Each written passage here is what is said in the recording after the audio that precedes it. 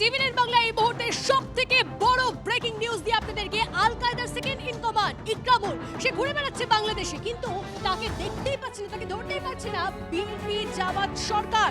আপনাদেরকে জানি রাখি এই অভিযোগ শেখ হাসিনা পুত্র সাজিব ওয়াজেদের। সঞ্জীবের অভিযোগের পরেই কপালে ভাঁজ পড়েছে ভারতীয় গোয়েন্দাদের। কথা বলবে এই সমস্তটা নিয়ে আমাদের প্রতিনিধি সায়ন্ত আমাদের সঙ্গে রয়েছে সরাসরি। সায়ন্ত, যিনি এই আল কায়দার সেকেন্ড ইন কমান্ড সে ঘুরে বেড়াচ্ছে বাংলাদেশে, কিন্তু তাকে দেখতেই পাওয়া যাচ্ছে না, এই বিষয়টা কতটা ভাবাচ্ছে ভারতীয় গোয়েন্দাদের? আর এই ইকরামুলের যদি একটু ব্যাকগ্রাউন্ডটা বল। মাসের দ্বিতীয় সপ্তাহে রাষ্ট্রপুঞ্জ নিরাপত্তা পরিষদের জঙ্গি কার্যকলাপ নজরদারি কমিটি একটি রিপোর্ট পেশ করেছে। তাতে বলা হয়েছে যে আল কায়দা বাংলাদেশে নিজেদের বেস আরও শক্তিশালী করছে, একই সঙ্গে জঙ্গি কার্যকলাপ সেখানে বাড়াচ্ছে।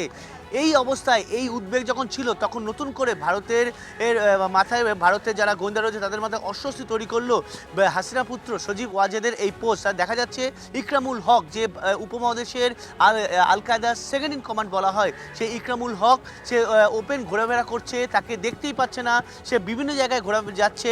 একই সঙ্গে এই ইকরামুল হকের বিরুদ্ধে কিন্তু উপমহাদেশে আল কায়দার সংগঠন বিস্তার, স্লিপার সেল তৈরি করা, মডিউল তৈরি করার একাধিক অভিযোগ রয়েছে। শেখ হাসিনার জমানায় এই ইকরামুল হককে কিন্তু গ্রেপ্তার করে রাখা হয়েছিল। 2024 সালে যখন শেখ হাসিনা সরকার পতন ঘটে, তখন ইকরামুল হককে ছেড়ে দেওয়া হয় এবং তারপরে আবারও সক্রিয় উঠেছে ইকরামুল হক। যেটা জানা যাচ্ছে প্রশাসন, ভারতীয় গোয়েন্দা সূত্রে, যে এই ইকরামুল হক মূলত ভারতীয় সীমান্ত পরবর্তী যে ভারতীয় সীমান্তে যে বাংলাদেশের ভূখণ্ডের এলাকা রয়েছে, সেখানে নিজের সংগঠন বৃদ্ধি করছে। আল কায়দায় যারা সেখানে ইয়ং জেনারেশন রয়েছে, তাদের মস্তিষ্ক মূলত ব্রেন ওয়াশ করার কাজে এই ইকরামুল হক নিজের কাজ করে চলেছে। একই সঙ্গে তোমায় জানিয়ে রাখি, এই ইকরামুল হক কিন্তু পশ্চিমবঙ্গে ছিল। কোচবিহারে থাকাকালীন দুজন সঙ্গে থাকো সায়ন্ত।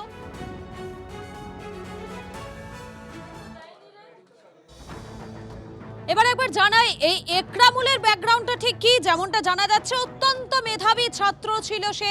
2018 উচ্চশিক্ষার জন্য ভারতে আসে এবং উত্তরপ্রদেশের দেওবন্দে থাকতে শুরু করে ইকরামুল। বিস্তারিত জানবো, আমাদের প্রতিনিধি সুজয় রয়েছেন সরাসরি আমাদের সঙ্গে। সুজয়ের কাছে চলে যাবো। সুজয়, যেমনটা জানা যাচ্ছে অত্যন্ত মেধাবী ছাত্র এবং সে ভারতেও নাকি আসে।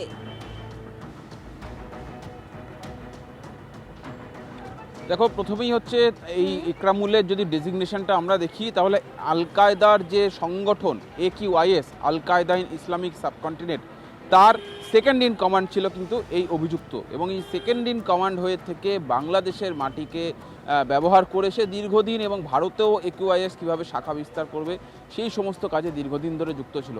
অবশেষে তার সম্পর্কে যে তথ্য পাওয়া গেল, যেটা শেখ হাসিনার পুত্র যেটা দাবি করছেন, সেই দাবি কিন্তু যথেষ্টই উদ্বেগজনক ভারতীয় গোয়েন্দা সংস্থাদের কাছে। তার কারণ এই AQIS ভারতের কাছে একটা মাথা ব্যথার কারণ। আর সেই AQIS এর সেকেন্ড ইন কমান্ড যদি বাংলাদেশে অবাধ বিচরণ করে বেড়ায়, তাহলে সেটা কোনোভাবেই ভারতের পক্ষে নিশ্চিন্ত থাকার বিষয় নয়।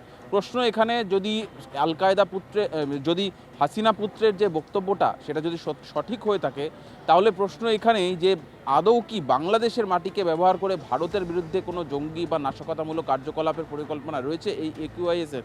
তার কারণে এই AQIS কিন্তু ভয়ঙ্কর একটা সংগঠন, যারা মূলত প্রযুক্তিকে কাজে লাগিয়ে উচ্চশিক্ষার সঙ্গে যারা যুক্ত, তাদেরকে ব্যবহার করে বিভিন্ন ধরনের কর্মকাণ্ড বা দেশবিরোধী কাণ্ড করে থাকে, মূলত ভারতকে টার্গেট করে থাকে তারা। সেক্ষেত্রে এই আল কায়দার সেকেন্ড ইন কমান্ডের বাংলাদেশে যদি উপস্থিতি থেকে থাকে, তাহলে কিন্তু যথেষ্ট উদ্বেগজনক। এবং দেখার যে বাংলাদেশ প্রশাসন এই হাসিনা পুত্রের এই বক্তব্যের প্রেক্ষিতে কোনো জবাব বা কোনো রিপ্লাই তারা দেয় কিনা। তুমি আমাদের সঙ্গে থাকো। এই মুহূর্তে স্ট্র্যাটেজিক এক্সপার্ট সুভাষিস ব্যানার্জি রয়েছেন আমাদের সঙ্গে। সুভাষিস বাবু, আপনাকে স্বাগত টিভি9 বাংলায়। দেখুন, এই যে ইকরামুল অত্যন্ত মেধাবী ছাত্র এবং সে নাকি ভারতেও এসেছিল, সুতরাং একটা প্রশ্ন তো এই মুহূর্তে মাথা ছাড়া দিচ্ছে যে জালটা আর কতদূর বিস্তৃত?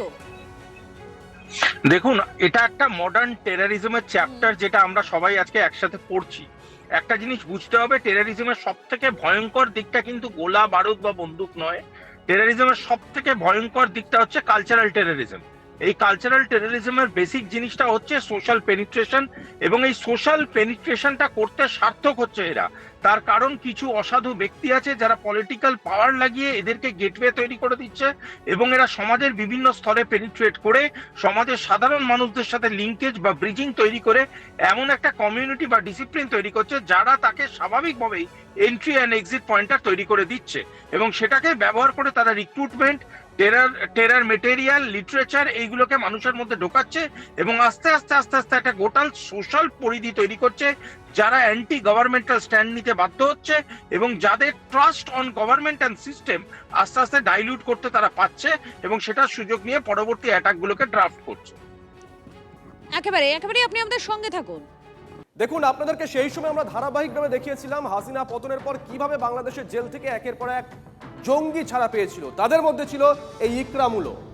কিন্তু তারপরে 22 মাস উধাও হয়ে যায় আল কায়দা শীর্ষ জঙ্গি নেতা। 5টি ছদ্মনাম নিয়ে বারবার পরিচয় বদল করে, এটাই কাজ এদের। ইকরামুলের কাছে রয়েছে ভুয়ো ভারতীয় পাসপোর্ট। বড় খবর, ব্রেক করলাম আমরা। সুশোভন, ডিটেল দাও। দেখো, একেবারেই ভারতীয় পাসপোর্ট রয়েছে এবং এনআইএ যেটা দাবি করছে যে পশ্চিমবঙ্গে 2 বছর ছিল ইকরামুল। এবং তোমাকে জানিয়ে রাখি যে আল কায়দা সংগঠনের যে বিস্তারে যে দায়িত্ব ছিল কিন্তু এই ব্যক্তির কাঁধেই। ভারতের একাধিক রাজ্যে স্লিপার সেল তৈরি করার দায়িত্ব ছিল এবং মডিউলের যে কয়েকজন যে এরা ধরা পড়তে কিন্তু বাংলাদেশে পালিয়ে যায়। স্বাভাবিকভাবেই তার কাছে কি কি তথ্য রয়েছে এই মুহূর্তে কিন্তু গোয়েন্দারা জানার চেষ্টা করছে। কিন্তু এই যে এনআইএ গোয়েন্দারা মনে করছেন যে 2 বছর ছিল, সে পশ্চিমবঙ্গের কোথায় কোথায় গেছিল, ব্রিগেডের সঙ্গে যোগাযোগ করেছিল, সেটা কিন্তু এই মুহূর্তে জানার চেষ্টা করা হচ্ছে, যার জন্য গোয়েন্দারা মরিয়া। ধন্যবাদ শুভাশিস বাবু। শুভজিৎ রয়েছি। আমরা যে খবরটা ব্রেক করলাম যে ইকরামুলের কাছে ভুয়ো ভারতীয় পাসপোর্ট রয়েছে এবং এনআইএ রিপোর্টে দাবি করা হচ্ছে এ রাজ্যেও নাকি 2 বছর ছিল ইকরামুল।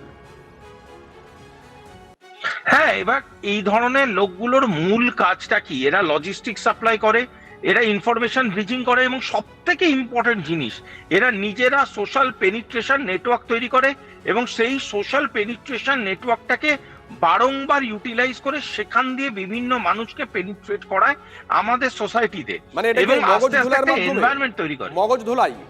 অ্যাবসলিউটলি মগজ ধোলায় বিভিন্ন, দেখুন এইগুলো বিভিন্ন রকম মোটিভেশনাল পয়েন্টার আছে। কেউ কেউ ভার্বালি বা পেপটকে হয়, কেউ কেউ হয় বিভিন্ন সিচুয়েশনাল কারণে। মোর কথা হচ্ছে এদেরকে কনভার্ট করতে হবে টু পোটেনশিয়াল ট্রিগার। এই কনভার্ট করাটা যত ভালো করবে সে তত বড় অ্যাসেট টেররিজমের কাছে এবং সে তত বেশি হায়ার পদে কাজ করবে। এই একরামুলের মতো লোকগুলো গ্রাউন্ড লেভেল থেকে রিক্রুট করা, তাদেরকে লিটারেচার দেওয়া এবং সেই লিটারেচার গুলোকে ব্যবহার করে একটা এনভায়রনমেন্ট তৈরি করা যেটা অ্যান্টি গভর্নমেন্টাল স্ট্যান্ড তৈরি করবে গোটা সোসাইটি জুড়ে। ধন্যবাদ।